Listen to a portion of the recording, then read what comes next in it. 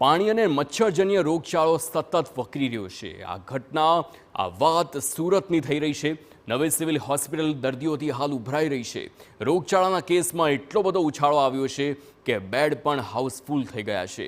બેડની અછત સર્જાતા દર્દીઓને જમીન પર પથારીમાં સુવડાવવાનો વારો આવ્યો છે અને સુવડાવીને ત્યાં જ સારવાર આપવામાં આવી રહી છે તેમ તંત્ર પણ મજબૂર બન્યું છે। સિવિલ હોસ્પિટલમાં દર મહિને 60,000 જેટલા ઓપીડી કેસ નોંધાઈ રહ્યા છે। સામાન્ય રીતે મેડિકલ વિભાગમાં રોજ 500ની આસપાસ ઓપીડી નોંધાતા હોય છે, પરંતુ રોગચાળાએ માઝા મૂકતા હવે 800 સુધીના કેસ નોંધાય છે।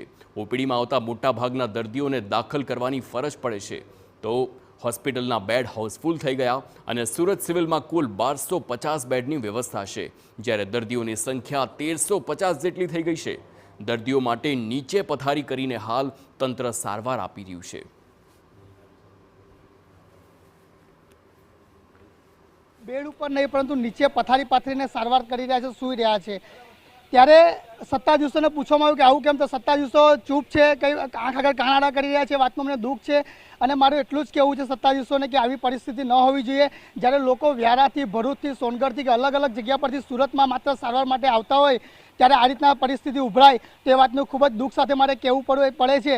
હવે હું તંત્રને એટલું કહેવા માંગુ છું કે તંત્ર આ જે આપણી જનતા છે, જે દક્ષિણ ગુજરાતની સૌથી મોટી જીવાદોરી કહેવાય એવી સિવિલ સંસ્થા, એ સિવિલ સંસ્થામાં જો આ રીતનો અભાવ હોય તો આપણે ગરીબ લોકોને, મધ્યમ વર્ગના લોકો હવે ક્યાં જશે?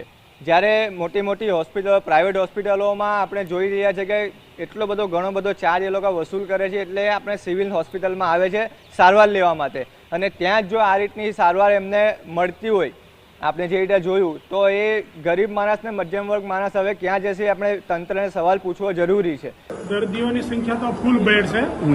45 દર્દીઓ આ વોર્ડમાં અત્યારે દાખલ છે। એમાં મેલ પુરુષો 27 છે અને બાકીના ફિમેલ દર્દીઓ છે।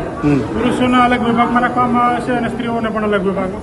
તમામ દર્દીઓમાં એક્સરે ચેન્જીસ હોય એવા પ્રકારના દર્દીઓ આ વોર્ડમાં દાખલ રાખવામાં આવે છે અને એમડીઆર ટીબીના દર્દીઓને પણ અહીંયા અલગથી બીજા 8 કોડ, 8 ફિમેલ માટે અને 8 મેલ માટે છે, પણ બીજા સાદા કેસોને એમડીઆર ભેગા ન રખાય એટલા માટે આપણે અલગથી વ્યવસ્થા કરી અને જે પેશન્ટો ફ્લેર બેડમાં અત્યારે સૂતા હતા એ લોકો માટે પણ અલગથી બેડ મુકાવીની વ્યવસ્થા કરવામાં